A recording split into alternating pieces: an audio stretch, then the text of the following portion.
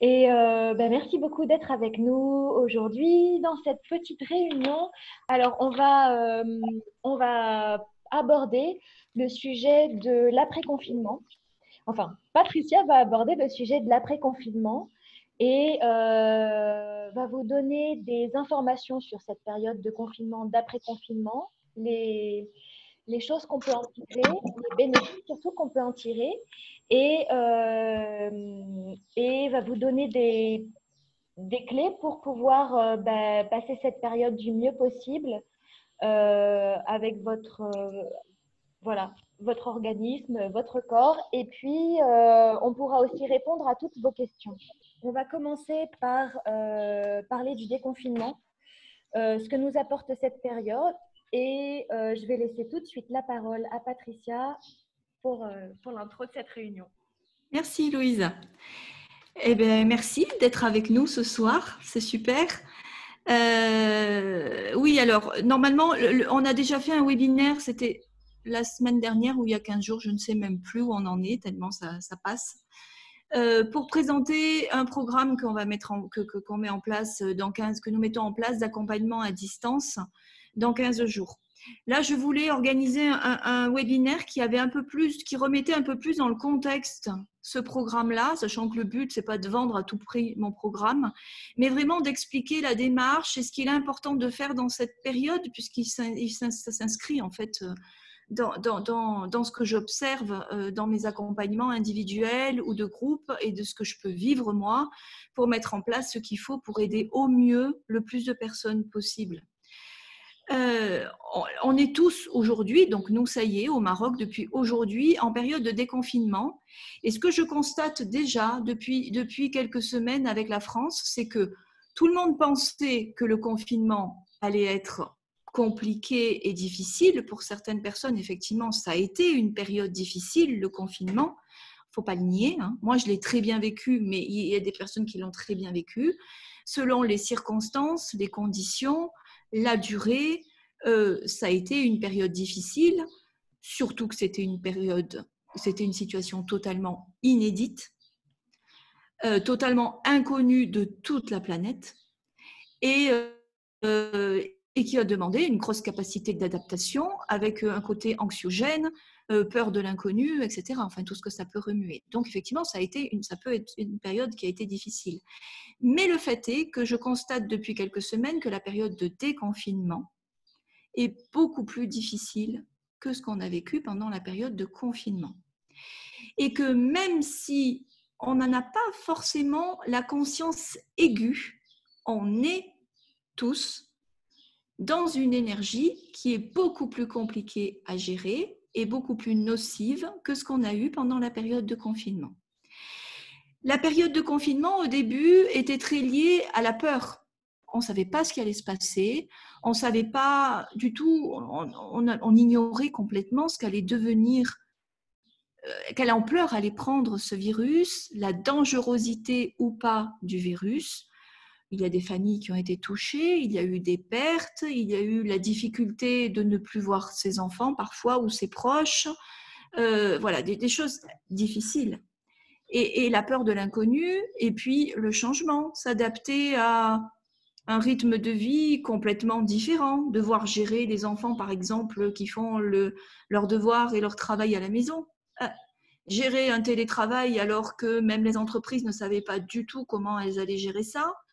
Et puis parfois, l'absence de ressources et devoir gérer l'inconnu financièrement. Qu'est-ce que ça va devenir? Combien de temps ça va durer? Comment je vais pouvoir faire face au manque à gagner, etc. Donc vraiment tout un côté de peur et de nous forcer à nous adapter, à sortir de notre zone de confort. Et puis la peur du manque, tout simplement. Je ne peux plus sortir, je ne peux plus aller acheter. Qu'est-ce qui va me manquer? Comment je fais? Voilà, ça a été beaucoup ça. Mais finalement, une fois qu'on a passé ce cap-là, on s'est retrouvé dans quelque chose qui finalement était plus naturel, dans le sens naturel au grand sens du terme. Parce que finalement, on s'est remis dans notre nid. Notre maison, c'est notre nid. Alors, certaines personnes se sont retrouvées dans des espaces un peu plus étroits, peut-être trop étroit, mais finalement, même si on est dans un studio à Paris, c'est quand même son espace de vie et c'est quand même notre nid. Donc, dans la façon dont on s'est mis à vivre, même si on a travaillé plus, parce que pour certaines personnes dont je fais partie, on a travaillé encore plus qu'avant, on a quand même, on s'est reconnecté d'abord à notre espace intime, dans des relations beaucoup plus restreintes et intimes, plus étroites, et on s'est reconnecté en priorité à nous. Et ça, qu'on le veuille ou non, on a tous vécu une reconnexion à son corps, à ses émotions, consciente ou pas, hein, mais ça s'est passé pour tout le monde. Tout simplement pourquoi? C'est qu'on a été libéré d'un tas de stress qui étaient des stress chroniques, imposés, qui n'étaient plus là. Même si on s'est retrouvé avec une peur de l'inconnu, une peur du lendemain, mais on n'avait plus tous les stress. Alors ça peut être des stress de sursollicitation qu'on avait quotidiennement, hein, que ce soit des déplacements à outrance, des listes de choses à faire incroyables, on ne les avait plus. Des sursollicitations sur son lieu de travail, parce que finalement, quand on est sur un lieu de travail avec du monde, on a le téléphone qui sonne sans arrêt, on a des gens qui viennent nous poser des questions, on a voilà, et on enchaîne comme ça beaucoup de choses. Ça, ce sont des stress chroniques. Ça ne veut pas dire que c'est désagréable, mais c'est des stress chroniques qui demandent à l'organisme, on va en parler un petit peu après, de se mettre en situation on très très fortement, sans forcément de pause. Et ça, on en a été libéré parce que finalement, on s'est retrouvé devant son écran. Les écrans, ça n'a pas forcément que du bon, mais ça a aussi la capacité de faire que finalement, on n'avait que ça à gérer. Le truc devant nous, là. Et parfois, il y a des réunions virtuelles, mais le contact avec les autres est différent quand il y a l'écran. Et donc, ça a limité les stress chroniques et ça a désamplifié certains stress. On ne peut pas les appeler autrement, je vais répéter ce mot beaucoup, mais c'est ça. Et donc, mécaniquement, automatiquement, l'organisme a été un petit peu, s'est trouvé dans une situation un peu plus douce, je dirais, avec un rythme physiologique un peu plus lent, et on s'est reconnecté à soi.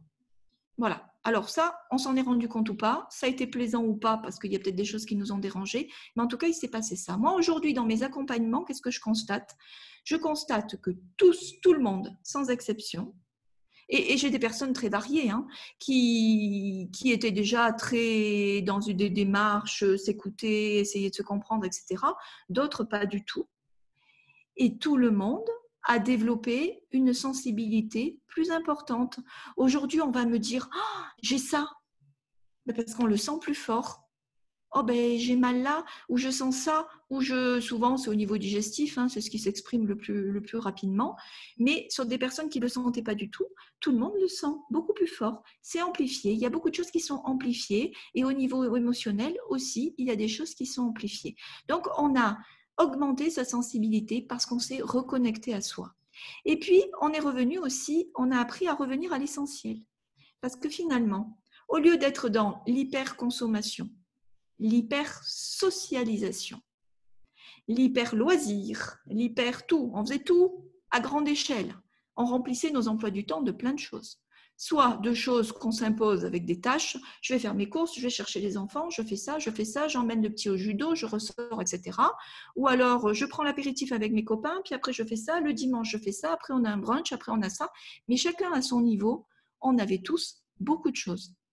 Et là, on s'est retrouvés d'un coup tout seul, avec vraiment ses proches. Et du coup, on est allé à l'essentiel. On a gardé le contact avec les personnes les plus importantes. On a appris à développer des contacts différents et on est revenu à l'essentiel. Moi, j'ai des témoignages qui sont très beaux. Des mamans qui me disent, une maman l'autre jour qui me disait « Oh mais oui, mais alors mes grandes filles sont revenues à la maison parce qu'elles étaient parties toutes les deux pour le travail, les études, etc. On s'est retrouvés à jouer aux cartes. On n'a pas fait ça depuis qu'elles étaient petites et c'était génial. Voilà, c'est ce genre de choses qui se sont passées. Et ça, c'est vraiment revenir à l'essentiel. On sait aussi, tout bêtement, matériellement, qu'il y avait certaines choses qu'on pensait indispensables et qui ne l'étaient pas. Alors moi, la première, je vais vous donner l'exemple vraiment tout con. J'ai des grosses racines blanches. Mes cheveux, au début, c'était mon truc. Hein. Mes cheveux, c'est mon truc, c'est le truc. Hein. Et je me disais, ouais, je ne peux pas aller chez le coiffeur, mon Dieu. Ben là, maintenant, je me dis, passer l'été comme ça, je m'en fiche. Maintenant, je peux les attacher. Bon, là, mon chat jouait avec ma barrette, je ne la trouve pas. J'en ai qu'une. Mais, et voilà. Il y a des choses comme ça dont on s'est débarrassé. Et ça, c'est chouette. Voilà. Donc, on a vécu tout ça pendant le confinement. Maintenant, on est en période de déconfinement. Et là, on est à nouveau dans l'inconnu. Alors, ça peut faire plaisir. On va se dire, ben ouais, le premier réflexe, l'essentiel. Je vais retourner voir mes parents. Je vais retourner voir mes enfants. Je revois mes petits-enfants. Je vais pouvoir me ressortir, pour les gens qui sont en appartement, retrouver la nature. Mais là, on est encore dans l'essentiel. On va se reconnecter et on va refaire des choses qui font partie de l'essentiel de la vie. Ça, c'est les priorités qu'on va gérer. Et puis, par contre, malgré tout, il y a cet élan de choses un peu plus gaies, mais malgré tout, on est dans une situation qui est très anxiogène. Parce que là, l'inconnu, il est beaucoup plus grand. On sait pas, on voit qu'il continue à y avoir des mesures c'est pas très agréable hein, de sortir dans la rue ou d'aller dans un lieu croiser des personnes avec un masque sur le visage. Hein. Je suis désolée, mais ça a un côté anxiogène, rien que ça. C'est voilà. Le fait de ne pas savoir comment le rythme, on va reprendre le rythme. Alors ça, c'est le plus gros souci et le plus gros motif d'anxiété, c'est ça. Il va falloir s'y remettre. Moi, c'est ce que je vois tous les jours, c'est que toutes les personnes qui se sont trouvées en télétravail, même si au début ça a été compliqué, retourner sur le lieu du travail, ben, je peux dire que c'est rarement un plaisir. C'est pas envie de se remettre dans le flot du rythme, obligé d'avoir du transport pour y aller, obligé de se remettre dans cette masse de stress chronique dont je viens de parler.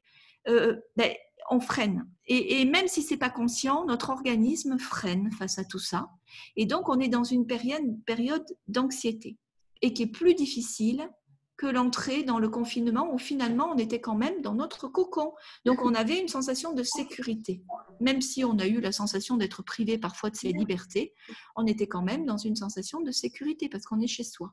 Là, il faut retourner à l'extérieur, avec l'inconnu de l'extérieur, avec à nouveau des stress chroniques, reprendre un rythme qu'on n'a pas envie de prendre et retourner dans quelque chose qui était avant, on s'est rendu compte, de façon consciente ou pas, que c'était violent et que ce n'était pas adapté à quelque chose c'était pas respectueux de notre organisme et de nos émotions.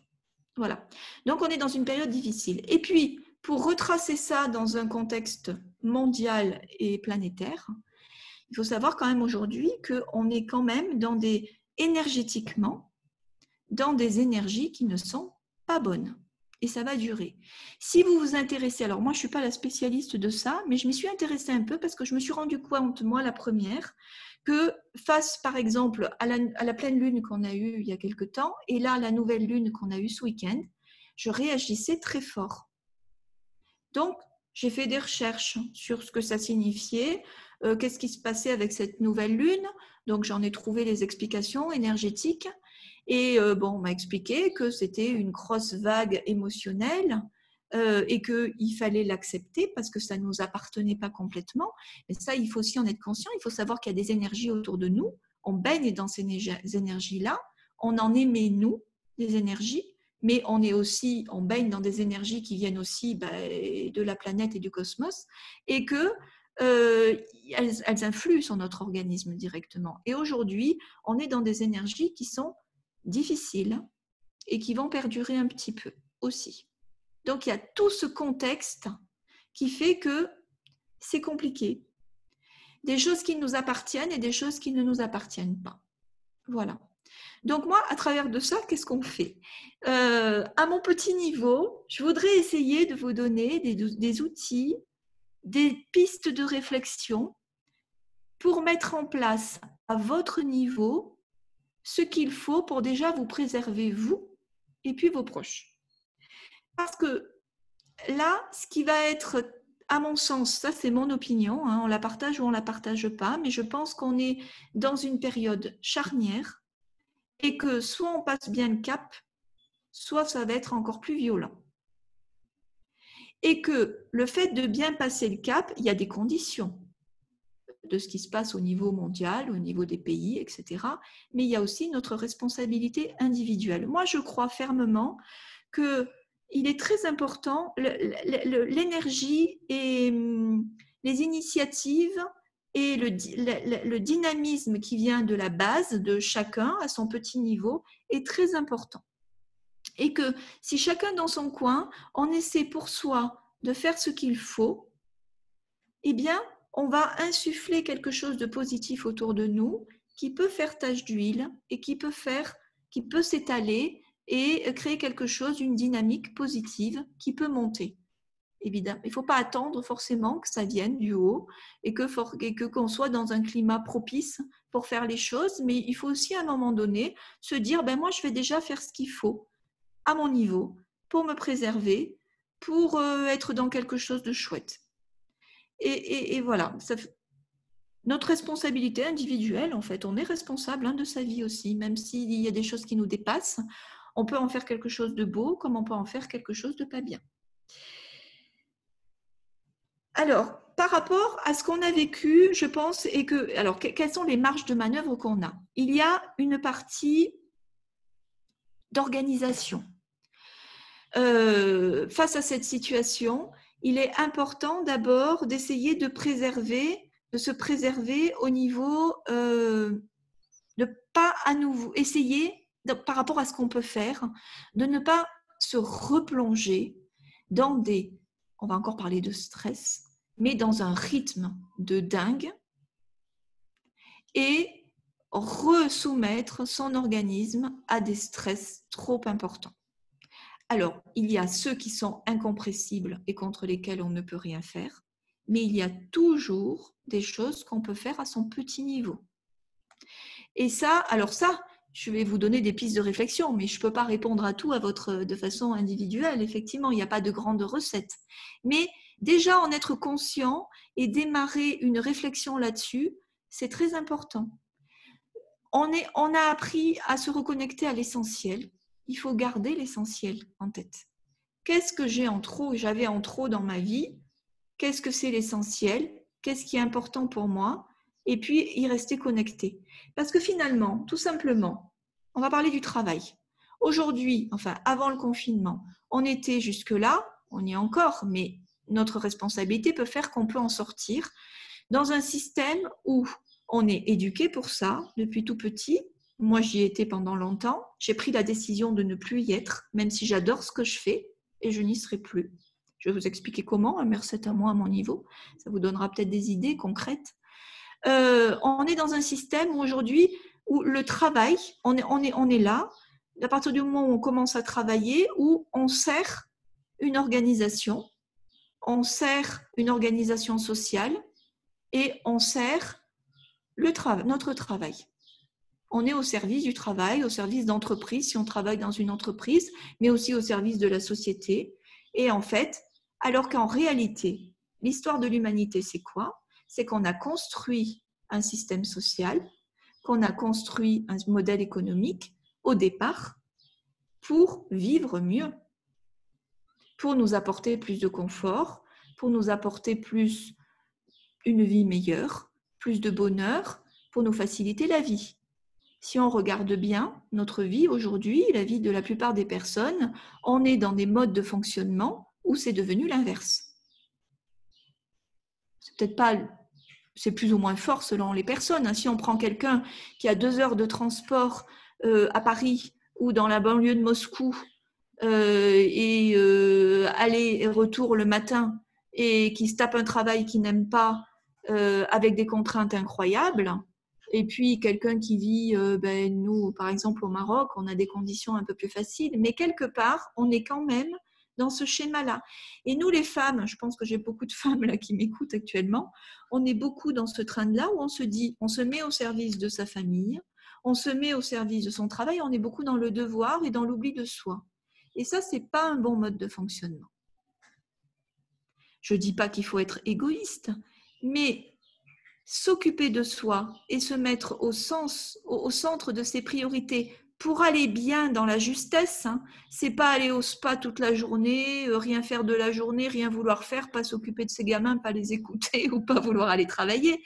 Je dis pas ça, mais faire en sorte d'être équilibré physiquement, émotionnellement, se respecter, c'est donner l'exemple pour son entourage et puis du coup être bien et donner plus d'amour et de joie autour de soi. Parce que finalement, quand on a une 3/4 d'heure de transport, qu'on s'est donné à fond, qu'on est resté au travail plus que ce qu'on nous demandait, il y a beaucoup de gens qui font ça. Moi, je l'ai fait pendant longtemps.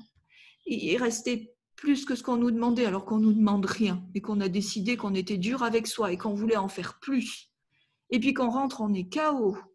Et puis qu'on ne supporte plus ses enfants.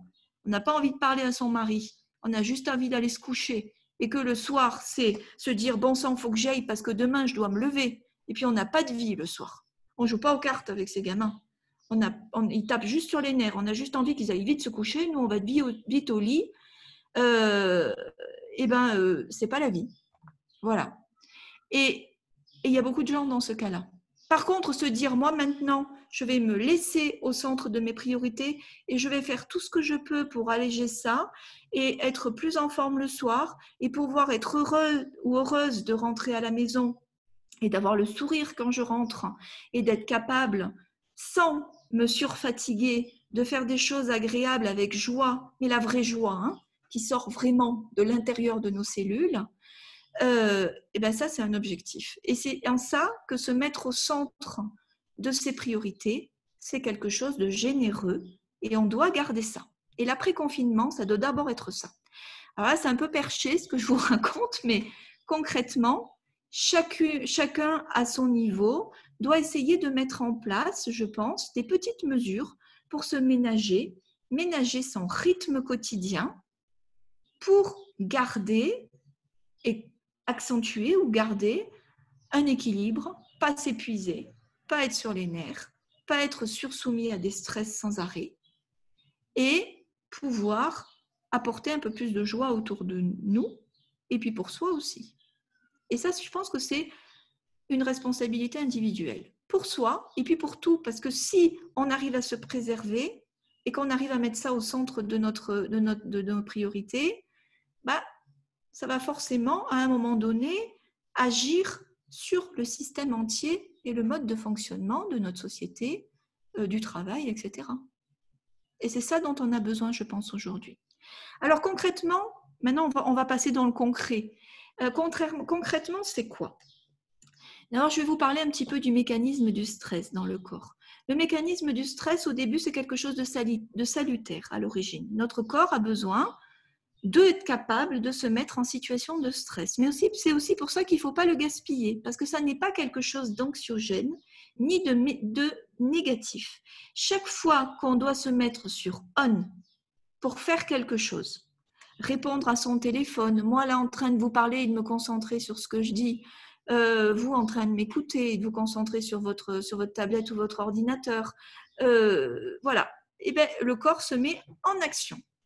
Et il va sécréter des hormones pour demander au reste aux autres organes d'accélérer le rythme cardiaque, d'accélérer la circulation sanguine, de respirer un peu plus vite, voilà, pour faire en sorte pour que le cerveau ait tout ce qu'il faut, pour qu'on fonctionne.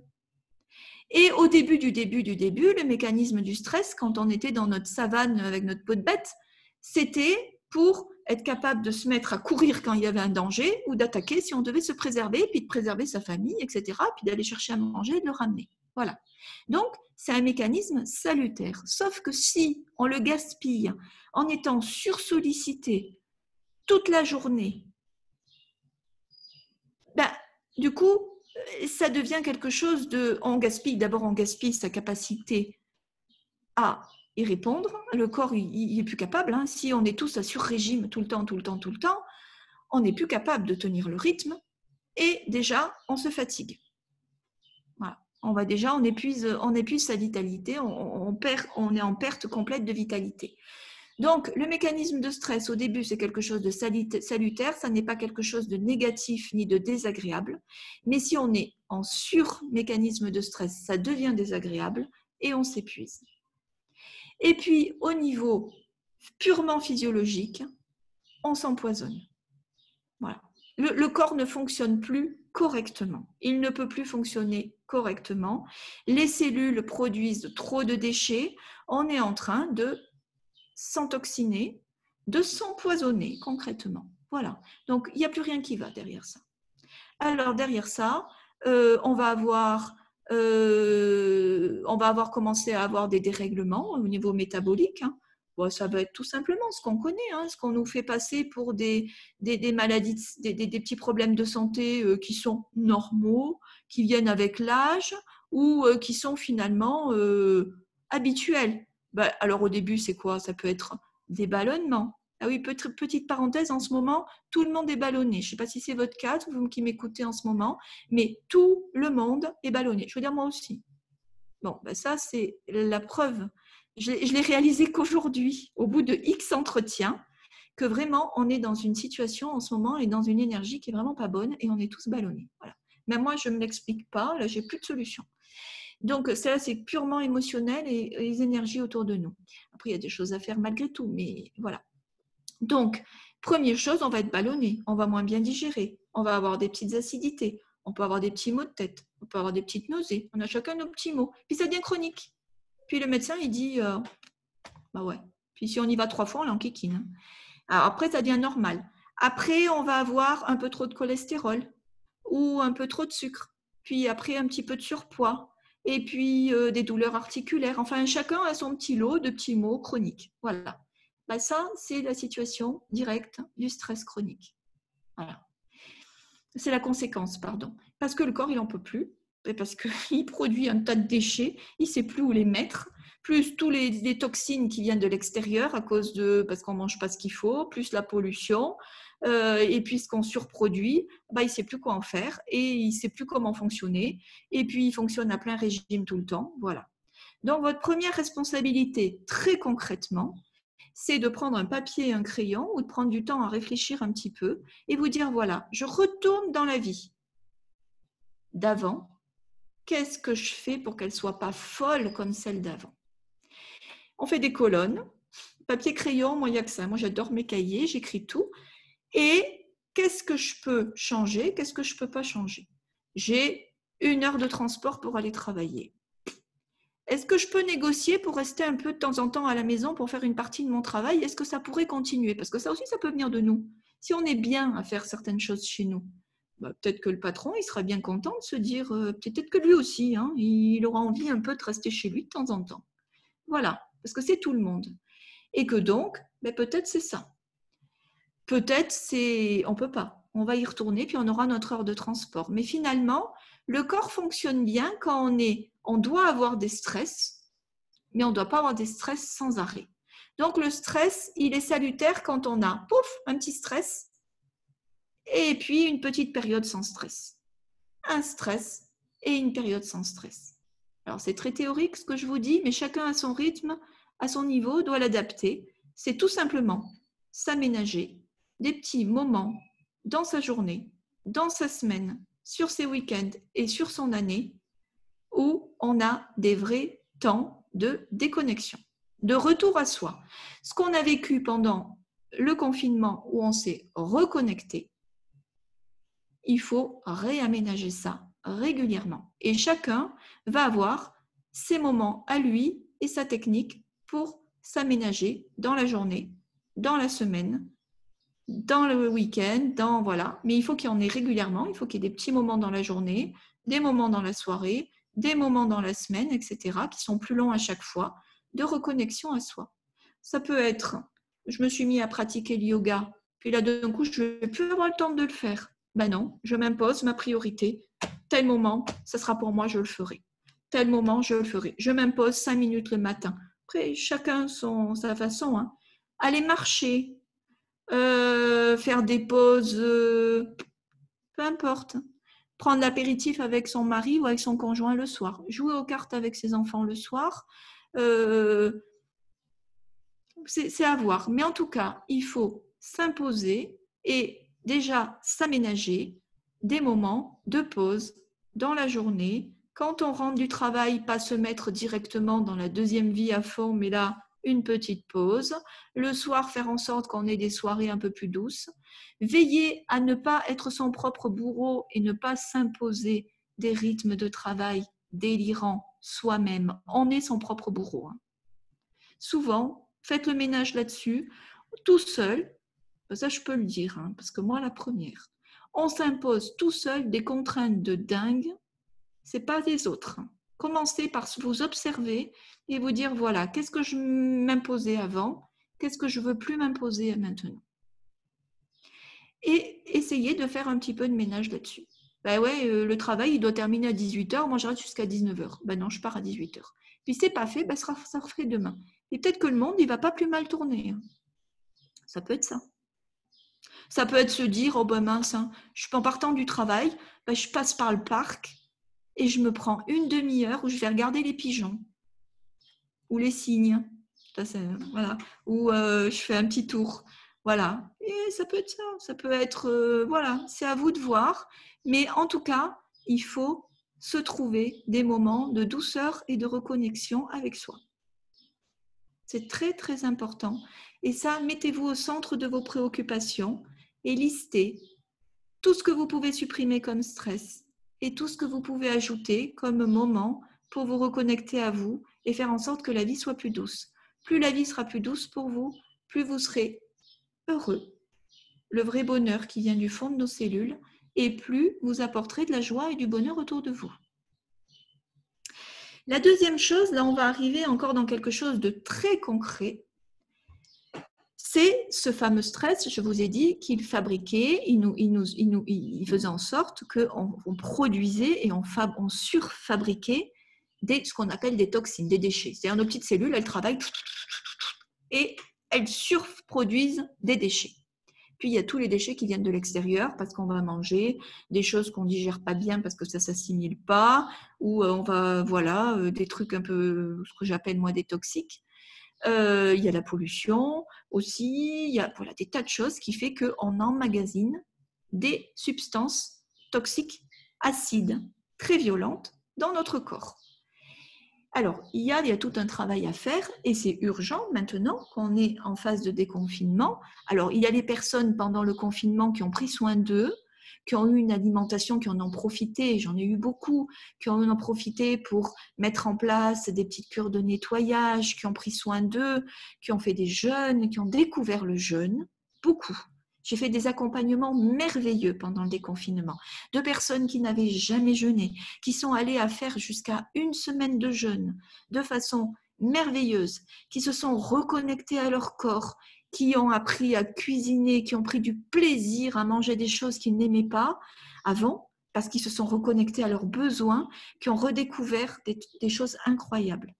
Mais il y a aussi des personnes qui se sont mis à beaucoup grignoter parce que pas possible de gérer le côté un peu anxieux, difficile de gérer les enfants, difficile de gérer le travail ou le souci vis-à-vis de son travail, et puis on a trop mangé, puis on a pris un peu du poids, etc. Quelle que soit la situation, soit vous êtes dans une situation où vous avez un peu trop débordé, et là, c'est le moment où il faut vous prendre en main, soit vous avez fait ce qu'il fallait et il faut faire en sorte que vous préserviez ça.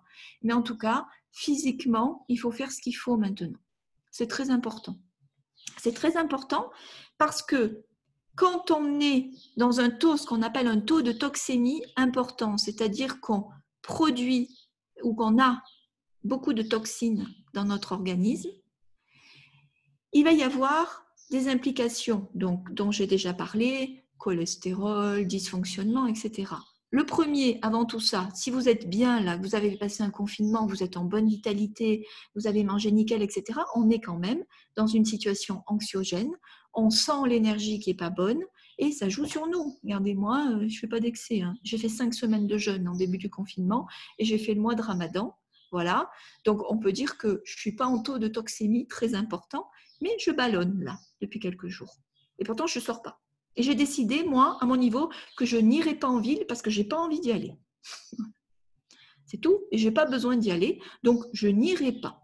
Voilà. Je n'ai pas envie. Pour moi, le stress, un des stress qui me dérange, c'est de me retrouver. Pour moi, ça serait trop violent. J'habite à la campagne.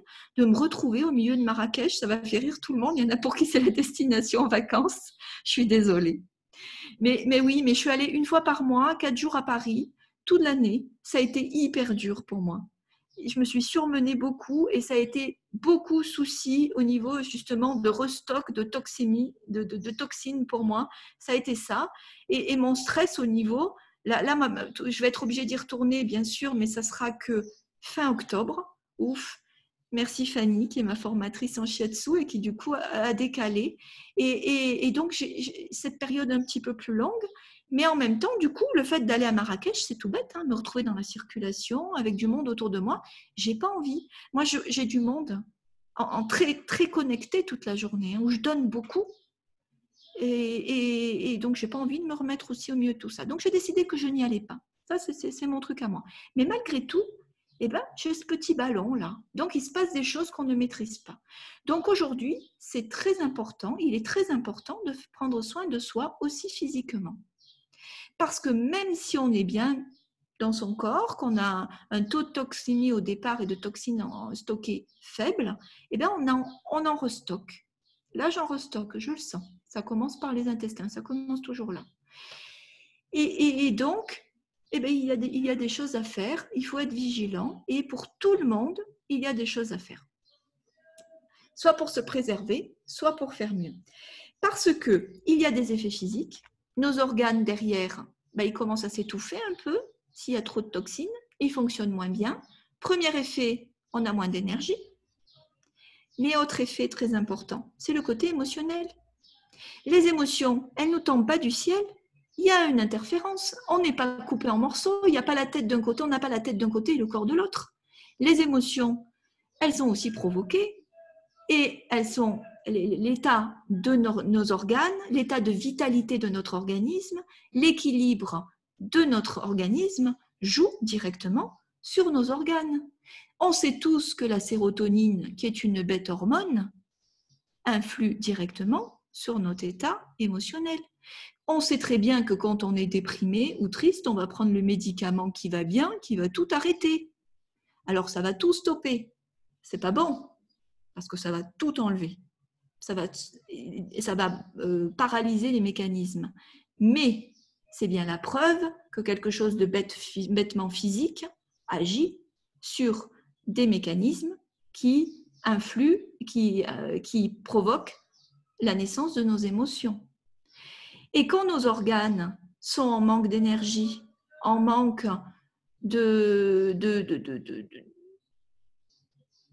d'énergie, ou ça peut être très bêtement, concrètement, de carburant, eh bien, on va avoir nos émotions qui sont perturbées. Donc, quand on rentre en toxémie un peu plus importante et qu'on rentre en situation de stress plus important, on va forcément avoir nos émotions qui vont être perturbées. Donc, il est très important de faire attention à soi au niveau physique en ce moment. Donc, au niveau organisation et au niveau physique. Alors, qu'est-ce qu'on fait au niveau physique? On va rentrer dans le concret. Je vais vous donner quelques petites pistes de soins faciles à mettre en place. Et puis le nerf de la guerre, c'est mon nerf de la guerre à moi, c'est mon cheval de bataille, c'est l'alimentation. Alors ça, tout le monde peut le faire.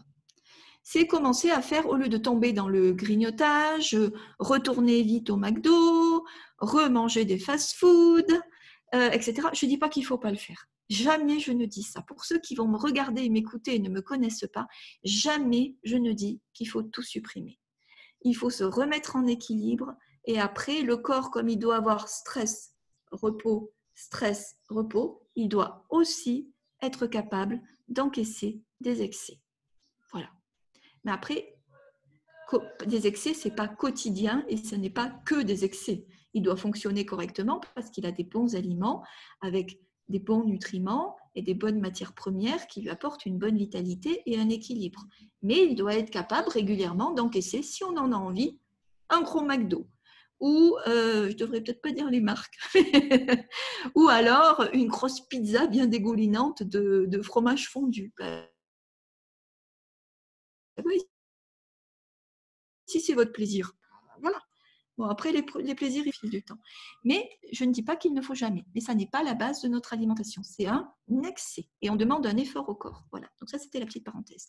Mais malgré tout, quand on est dans période délicate, comme maintenant, il faut faire attention de se préserver. Et la première chose, c'est d'avoir une alimentation un peu plus sous contrôle. Alors, par exemple, si vous retournez au travail et qu'avant le confinement, vous alliez manger avec les copains à la pizzeria, ou vous alliez à la cantine et que c'est pas bon, c'est frit, ça baigne dans l'huile, il n'y a que des trucs, il n'y a que des féculents et des choses qui vous font mal au ventre, ou que vous aviez l'habitude d'emporter, d'acheter des paquets de gâteaux ou de foncer acheter des viennoiseries à la boulangerie à côté et d'en grignoter toute la matinée. Ça, c'était moi avant, il y a très très longtemps.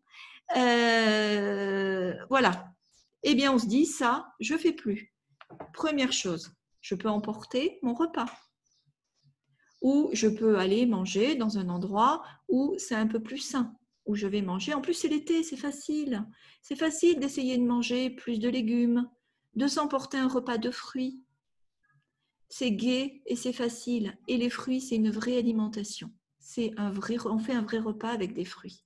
Donc, essayez de réformer ça. C'est pas, ça, vous pouvez le faire à votre niveau. Et le pire du pire, si on ne peut pas faire autrement, eh ben, on retarde le temps de manger. Il y a des personnes que j'ai accompagnées pendant leur déconfinement et leur reprise de leur activité et qui, quand elles sont prises dans un flot d'activités et qu'elles n'ont pas le temps, elles vont plutôt que de se jeter sur le sandwich dégueulasse ou de grignoter des chips ou une barre chocolatée au distributeur au bout du couloir, elles se disent non, je continue mon travail, je ne mange pas, et puis je rentrerai plus tôt et je mangerai un bon repas à la maison. Et là, du coup, on garde le plaisir, la convivialité, on se fait du bien. Voilà. Alors, à votre niveau, il faut que vous preniez les mesures à votre niveau. Mais essayez de regarder les habitudes d'avant et essayez de les éviter. Si vous êtes en situation de stress importante, il est difficile de ne pas grignoter parce que le réflexe en état de stress, c'est d'avoir envie de manger pour se rassurer. C'est le réflexe qu'on avait quand on était bébé. On a envie d'avoir quelque chose qui rentre. Ça nous rassure, ça nous fait du bien ou ça peut être la récompense. Il ne faut pas lutter contre ça. Jamais. Il faut en tenir compte.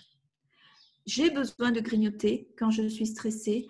J'ai besoin de manger quelque chose quand je rentre à la maison. Là, c'est plutôt la récompense ou en fin de journée. Aménagez-vous des pauses dans ces cas-là et écoutez ce besoin-là. Répondez-y. Mais votre mission, ça va être d'y répondre avec des aliments que vous aimez, mais qui ne sont pas nocifs. Alors, pour quelqu'un qui adore les fruits, on est dans la saison des fruits, ne vous freinez pas pour grignoter, mais grignotez des fruits.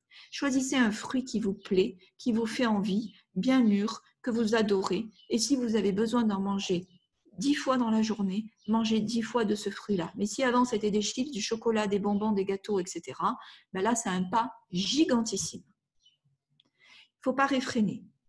On ne peut pas. On ne peut pas tout faire. La situation, déjà, elle est trop difficile. Réfrénez pas, mais trouvez quelque chose que vous aimez et qui n'est pas mauvais. C'est le premier pas. Et puis, aménagez-vous des vraies pauses. Là, on revient aux pauses du rythme. Moi, ce que j'adore dans la journée, et je suis fan de ces pauses-là, c'est pauses goûter. Et là, profitez-en. Pause goûter, on fait une pause. On boit quelque chose qui nous fait plaisir. C'est chouette. Et on mange quelque chose qui nous fait plaisir. Et on essaie de chercher dans les choses qui ne nous font pas de mal, qui ne vont pas nous ballonner, qu'on ne va pas avoir du mal à digérer, qui ne vont pas nous fatiguer.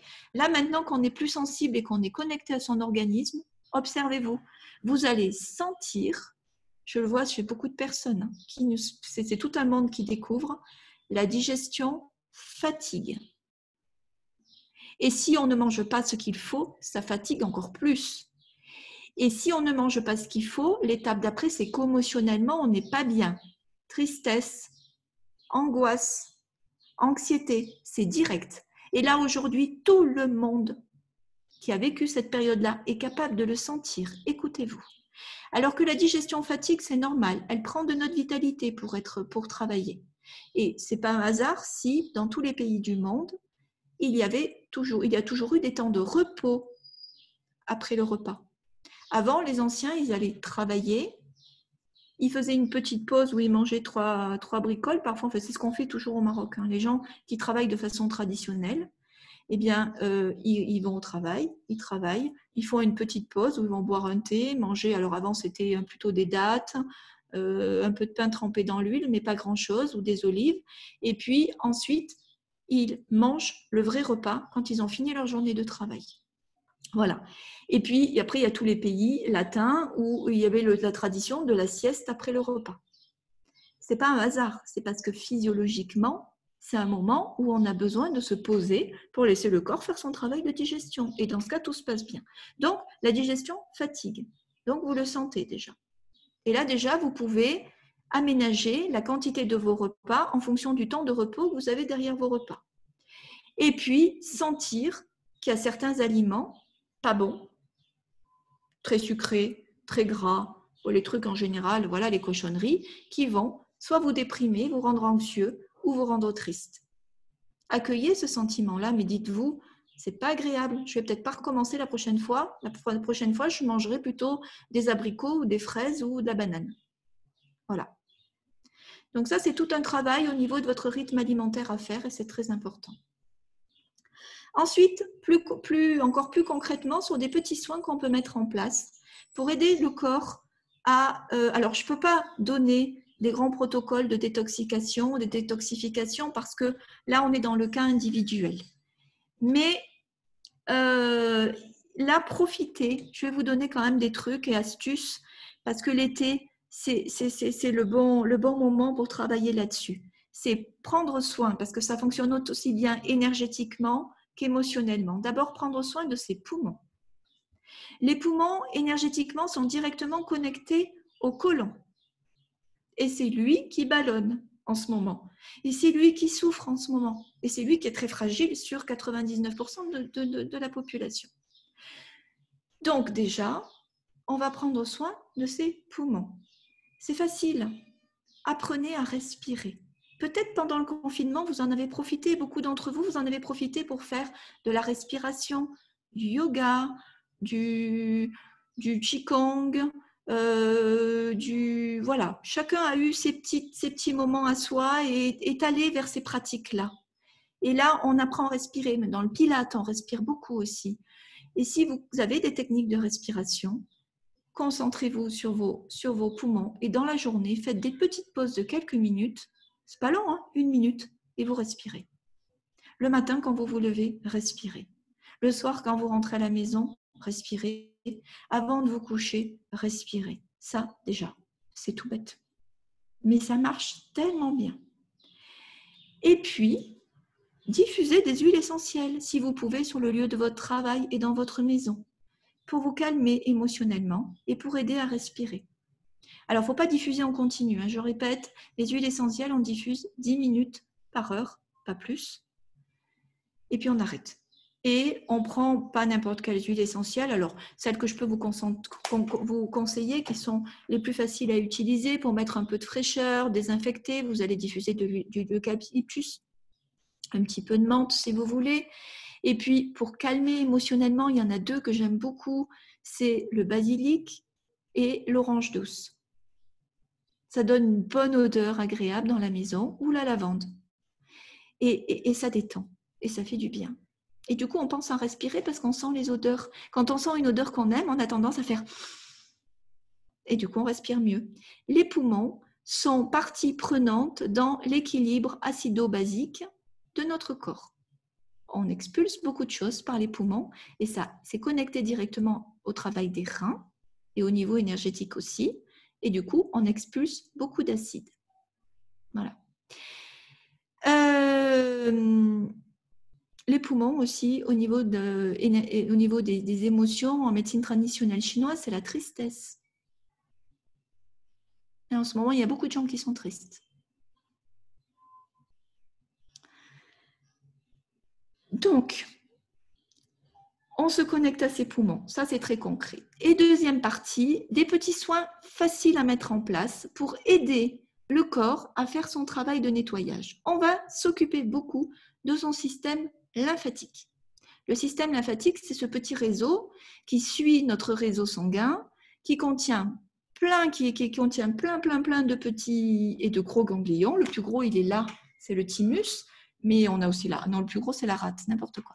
La rate est le plus gros ganglion de notre système lymphatique. Là, derrière le plexus, là, derrière, on a le thymus, et on a plein de tout petits, on a à peu près 800 ganglions dans le corps. On en a beaucoup dans les plis de l'aine, on en a beaucoup ici, on en a dans le cou. Donc, il y a des soins tout simples à faire.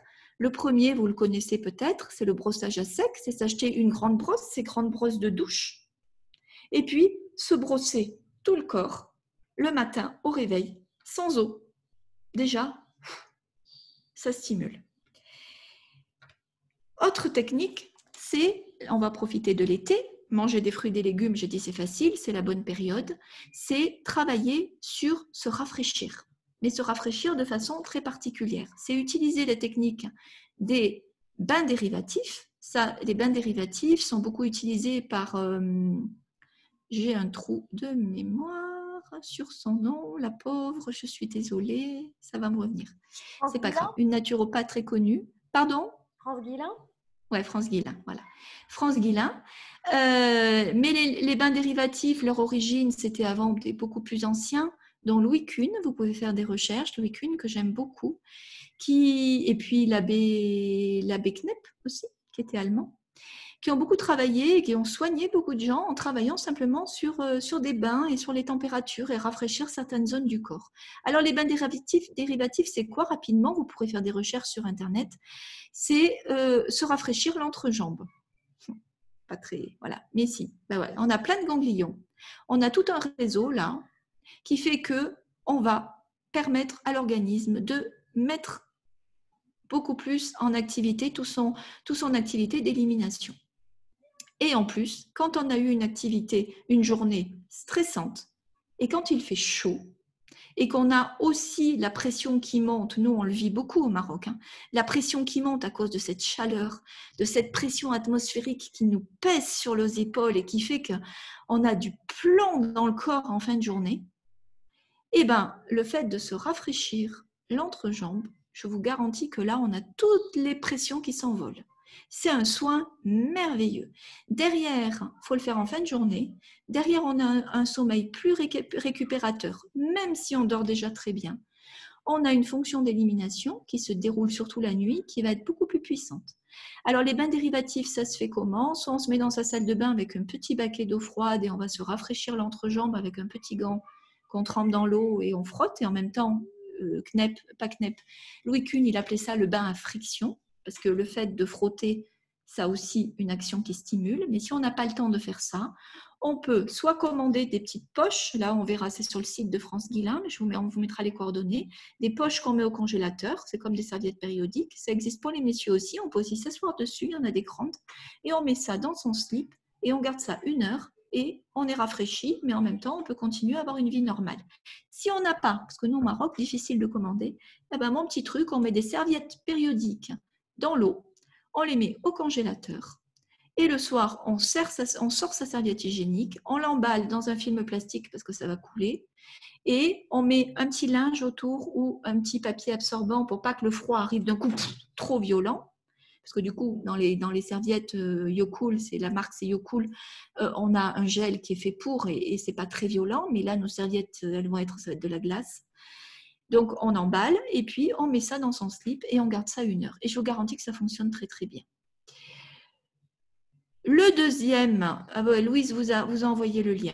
Le deuxième soin, tout bête, là, c'est Raymond Dextré. Vous vous souvenez de Rika Zaraï ?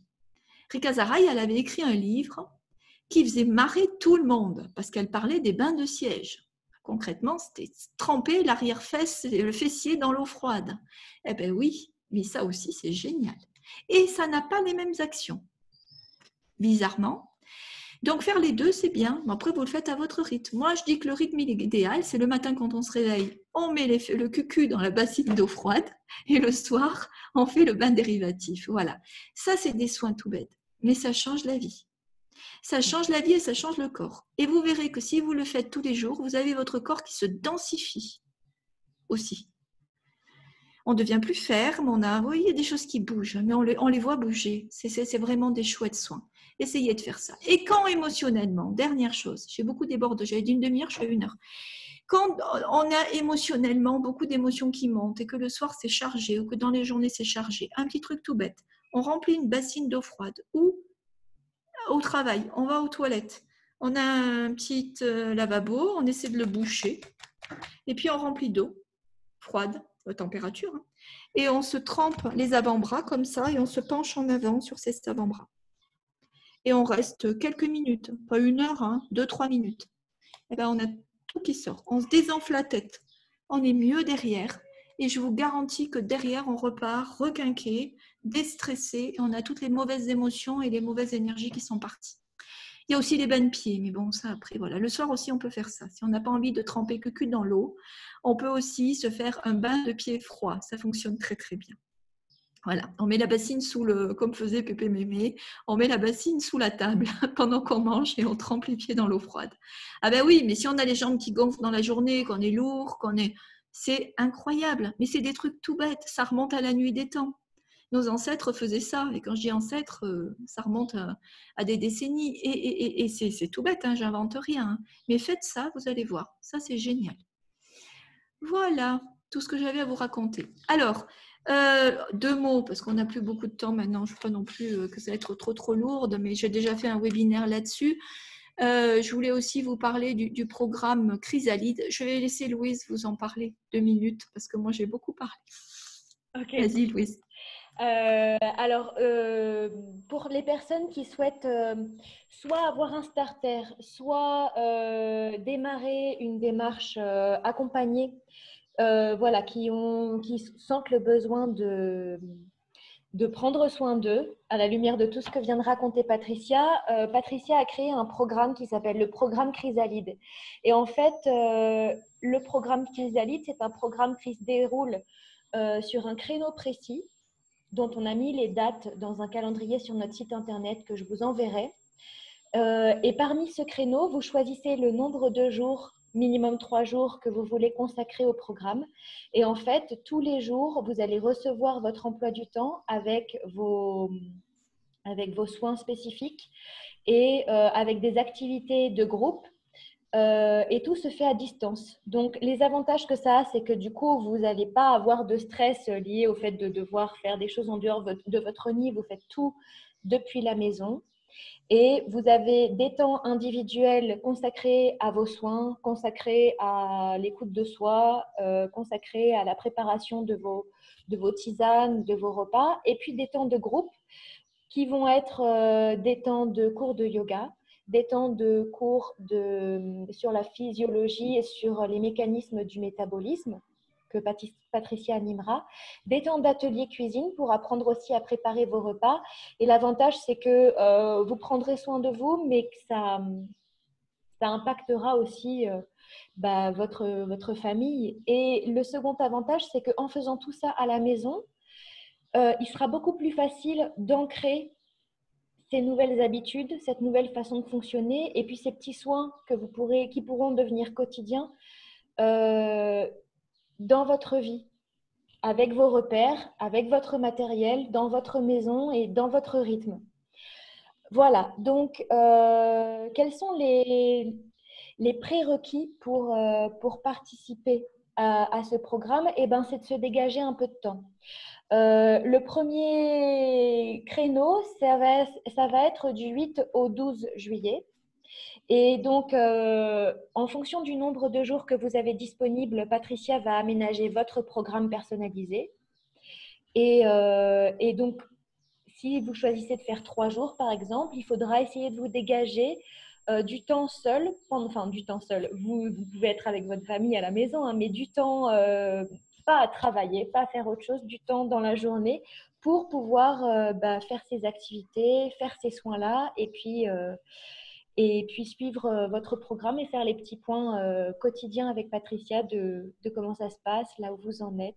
Je voulais juste ajouter quelque chose. Dans ce programme-là, ce n'est pas un programme de plus pour faire un programme pour vendre ma sauce. C'est vraiment parce que c'est quelque chose que je veux utiliser pour me permettre rentrer dans votre quotidien. Après, vous me laisserez rentrer ce que vous voulez, les participants au programme, mais pour pouvoir travailler sur ses habitudes dans son quotidien. Alors, évidemment, encore une fois, le cheval de bataille, c'est l'alimentation.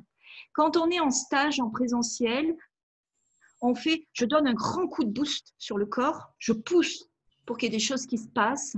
Et parce que tout seul, on n'est pas toujours dans les conditions pour le faire, parce qu'on a peur, par exemple, on a peur de jeûner, de faire certains soins, etc.